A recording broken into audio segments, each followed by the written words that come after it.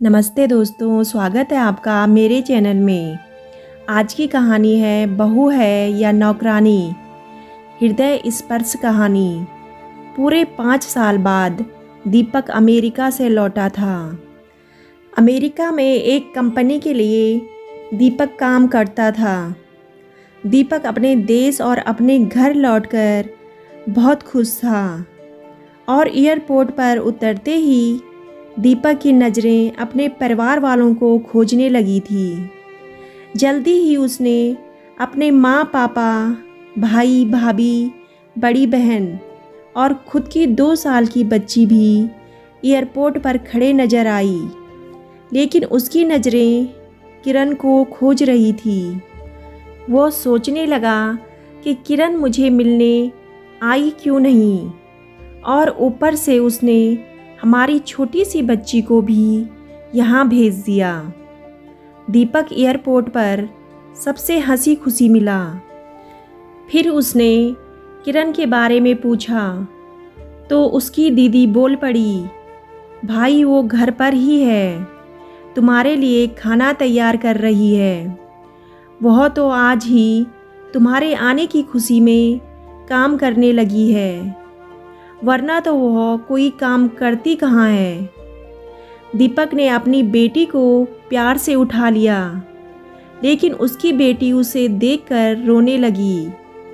लाओ मुझे दो बच्ची को, वह तुम्हें काफ़ी दिनों बाद देख रही है ना, इसलिए पहचान नहीं पा रही होगी। कहते हुए दीदी ने बच्ची को अपने पास ले लिया। सभी टैक्सी में बैठकर अपने घर की तरफ रवाना हुए। दीपक अपने परिवार से मिलकर खुश था, लेकिन ये बात कि किरण उसे एयरपोर्ट पे मिलने नहीं आई उसे काफ़ी परेशान कर रही थी। वो सोचने लगा, क्या खाना बनाना इतना ज़्यादा ज़रूरी था, मुझसे मिलने से भी ज़्यादा, और वो भी तब जब मैं 5 साल बाद घर वापस आया हूँ। इन्हीं ख्यालों में घर तक का आधा रास्ता निकल गया था। अब उसकी बच्ची उसे देखकर रो नहीं रही थी, इसलिए दीपक उसके साथ खेलने लगा। बाकी का आधा रास्ता भी ख़त्म हुआ और सब घर पहुँच गए। गाड़ी की आवाज़ सुनकर किरण बालकनी में आकर खड़ी हो गई और दीपक की तरफ देखने लगी।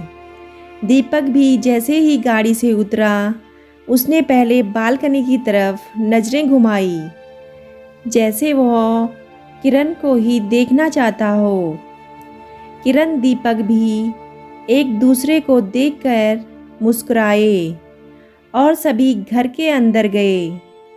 किरण सबके लिए पानी लेकर आई और सभी को पानी देने के बाद फिर से किचन में चली गई। चाय बनाने के लिए थोड़ी देर तक सभी परिवार वालों से बात करने के बाद दीपक किरण को बुलाने लगा। माँ ने उसे बीच में टोकते हुए कहा, रहने दो, उसे किचन में थोड़ा काम कर लेने दो, बाद में अपने आप आ जाएगी। तुम बैठो यहाँ मेरे पास, वैसे भी कहाँ ज़्यादा काम करती है वह। दीपक यही बात दूसरी बार किरण के बारे में सुन रहा था। अब उसने सोचा कि मेरे परिवार वाले मुझसे झूठ थोड़ी बोलेंगे। हर दिन नहीं होता होगा उसको इतना काम, आज थोड़ा सा काम ज़्यादा होगा, मैं बाद में उससे बात कर लूँगा। दीपक अपने परिवार वालों से बातचीत में मग्न हो गया। एक के बाद एक रिश्तेदार और पड़ोसी दीपक को मिलने आते रहे और किरण को किचन से बाहर निकलने का समय ही नहीं मिला और सभी के लिए चाय बनाना, नाश्ता बनाना, यही सब करते करते शाम हो गई। शाम होते ही अकेली किरण इस बड़े से परिवार का खाना बनाने में जुट गई। 3 घंटे बाद सभी परिवार वाले खाना खाने के लिए डाइनिंग टेबल पर बैठे थे, सिवा किरण के। और दीपक चाहता था कि किरण भी उसके साथ बैठकर खाना खाए। लेकिन फिर माँ ने कहा, अगर वह भी खाना खाने बैठ जाएगी तो सबको परोसेगा कौन। सभी के खाना खाने के बाद किरण ने अकेले खाना खाया और दीपक किरण के साथ काफ़ी बातें करना चाहता था, लेकिन वह उसके चेहरे पर थकान और नींद अच्छे से देख सकता था।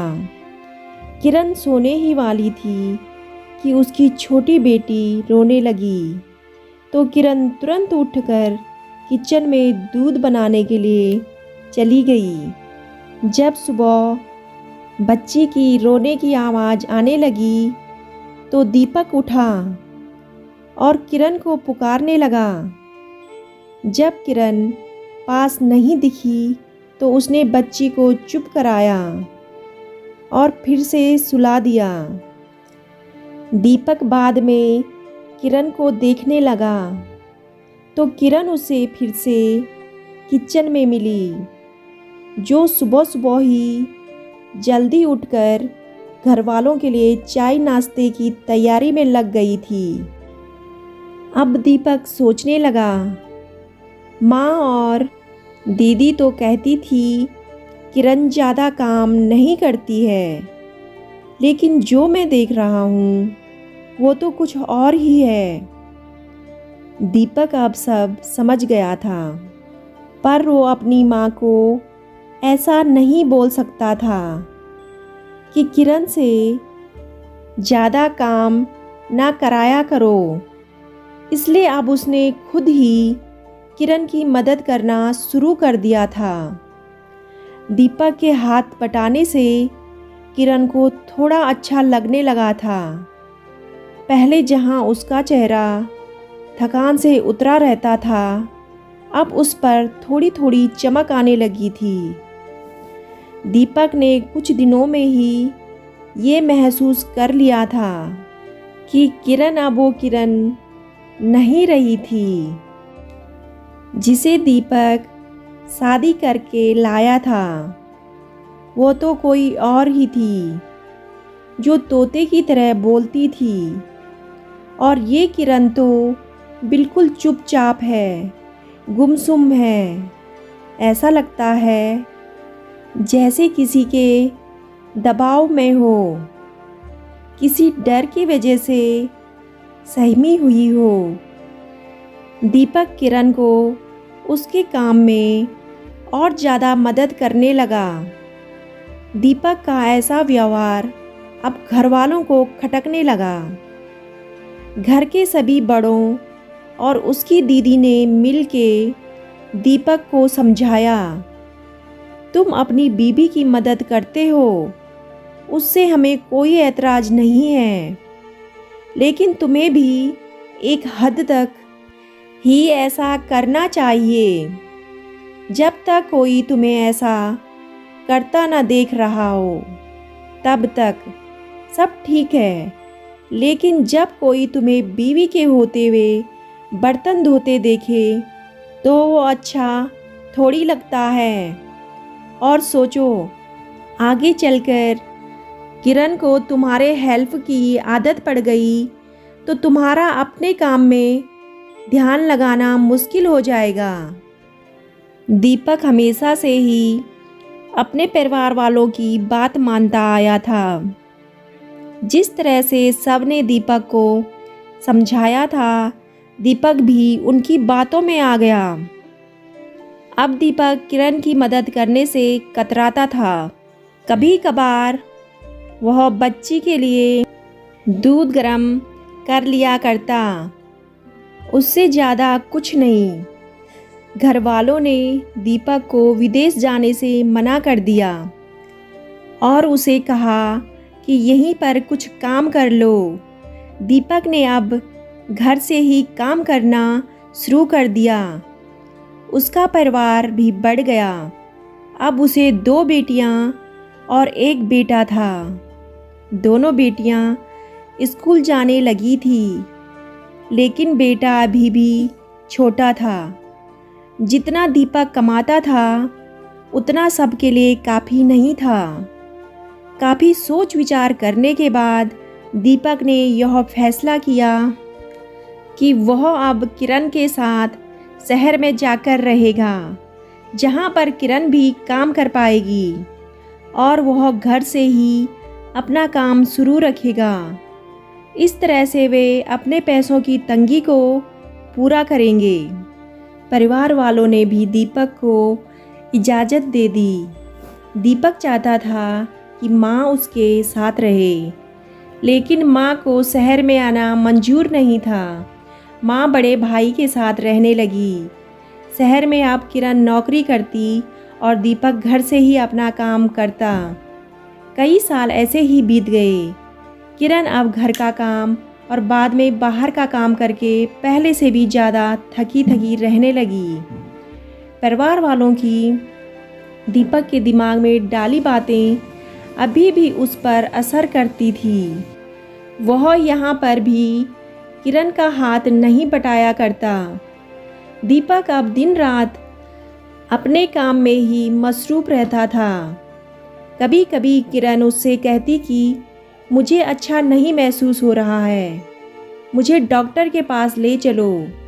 वो हाँ कह देता, लेकिन अपने काम में इतना खो जाता कि कभी उसको डॉक्टर के पास ले ही नहीं जाता। किरण तो बीमार थी, लेकिन एक बार दीपक बहुत ज़्यादा बीमार हो गया। इतना बीमार हो गया कि उसे अस्पताल में भर्ती करवाना पड़ा। अस्पताल में दीपक के पास सिर्फ किरण थी और कोई नहीं। इतना बीमार होने के बाद भी उसके परिवार वाले सिर्फ उससे मिलकर वापस अपने घर चले गए थे। उसका सहारा बनने के लिए, उसकी तकलीफ़ बांटने के लिए कोई भी उसके साथ नहीं था। बिस्तर पर पड़े और शारीरिक तकलीफ़ से गुजर रहे दीपक को अपनों का ऐसा व्यवहार बहुत तकलीफ़ दे रहा था। फिर वह सोचता कि उसने भी तो किरण के साथ ज़िंदगी भर यही किया है। क्या वो किरण का जीवन साथी सिर्फ नाम का ही नहीं था? जब साथ देने की बारी आती थी तो उसने दूसरों के बहकावे में आकर उससे किनारा कर लिया था। यहाँ तक कि किरण के खुद अपने मुंह से कहने के बाद भी उसकी तकलीफ़ को वो नज़रअंदाज करता आया था। दीपक को अब अपना दर्द किरण के दर्द के आगे मामूली सा लगने लगा। उसके दर्द को ना बांटकर उसने बहुत बड़ा गुनाह किया हो, ऐसा उसे लगने लगा। पश्चाताप के आंसू दीपक की आंखों से बहने लगे। उसने अपनी सारी गलतियों और गुनाहों के लिए किरण से माफ़ी मांगी और वह बहुत शर्मिंदा था। अब उसे अपनी गलतियों का एहसास हो चुका था।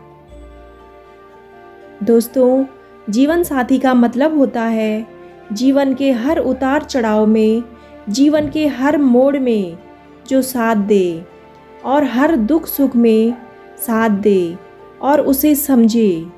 दोस्तों, आपको कहानी कैसी लगी कमेंट करके ज़रूर बताइएगा। कहानी अच्छी लगे तो वीडियो को लाइक और चैनल को सब्सक्राइब करना ना भूलें। कहानी सुनने के लिए आपका बहुत बहुत धन्यवाद।